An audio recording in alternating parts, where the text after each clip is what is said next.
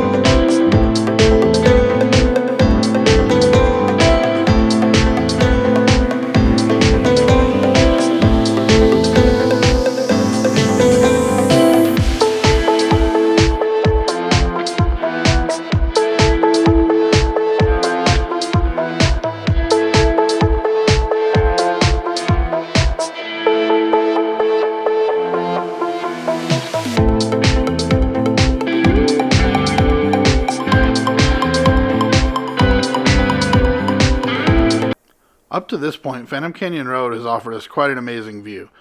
Phantom Canyon Road is actually a detour off of the Gold Belt Scenic and Historic Byway in south central Colorado. It was actually used to be an old railroad. It wasn't a full-size railroad, but it was kind of a smaller railroad, I guess. It connected some of the mines up here. It was called the Florence and Cripple Creek Railroad back in the 1800s. It connected Cripple Creek, Canyon City, and the Florence mines. There's supposed to be a few ghost towns along the way here, but we really didn't see anything at all. From everything that I read, it said that most all of it has been flooded away at this point. You see that we did pass through a tunnel. There are actually two tunnels that we had on this road. They're both pretty much just carved out of the mountains by the miners so that they could get their railroad through there. The bridge that you saw at the very beginning of the video was actually the only bridge still on this road that was originally part of the railroad, and it's actually on the Registry of Historic Places in Colorado. And like I said, it's the only remaining bridge from the Florence and Cripple Creek Railroad that still exists. Anybody can travel on this road. You don't necessarily have to have a four-wheel drive vehicle or anything like that. We did actually see a few cars that were driving up and down the road as well. The one thing that they say to make sure of is that you do not have a trailer, though, because it's pretty tight. There's some twists and turns. Not really something that you'd be able to pull a trailer through. There are some stops along the way, some rest stops anyways. There are two of those. One of the rest stops was just after the first tunnel that we had passed through. There are a couple little spots where you could potentially camp if you wanted to, but those rest stops are the most important thing in my mind, knowing that there are a couple of restrooms you can stop at on this journey, not have to worry about trying to use a restroom in the woods. That's kind of important to some people. This was a really awesome trail to be able to drive down. Not necessarily a trail, it's more of just a road. Lots of really cool things to see, really awesome opportunities to be able to take some pictures, just get out and be able to see nature.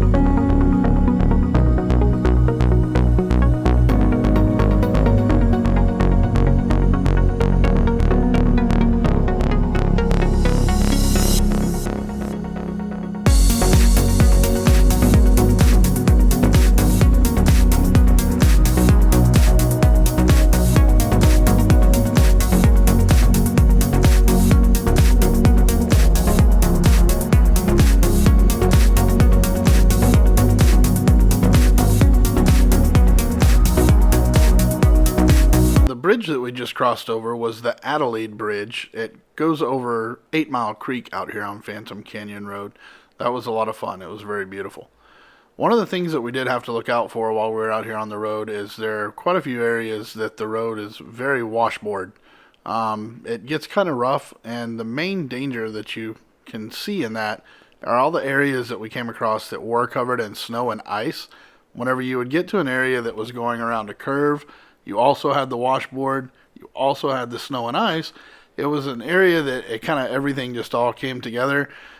Kind of got squirrely, get a little sideways on the road, start to slide around just a little bit, and of course you see there are no guardrails, no protection, so there's not really anything to keep you from going off the side here. So you definitely want to watch your speed and make sure that it's something you're being safe while you're out here.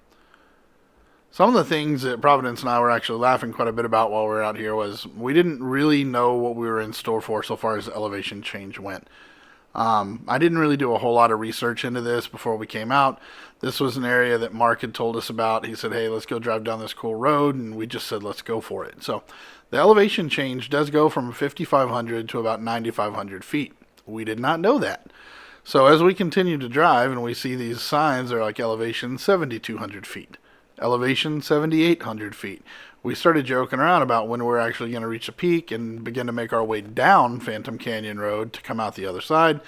That never came to fruition. We just continued to climb. So it was really neat to be able to see from the time we got on the road, and it was a little bit of snow, but mostly dirt. And by the time we get to the end, it was mostly snow with just a little bit of dirt. So it was really cool to be able to see that. And then as we came out the other side, to be able to come into Victor, Colorado, which isn't one of the old mining towns there.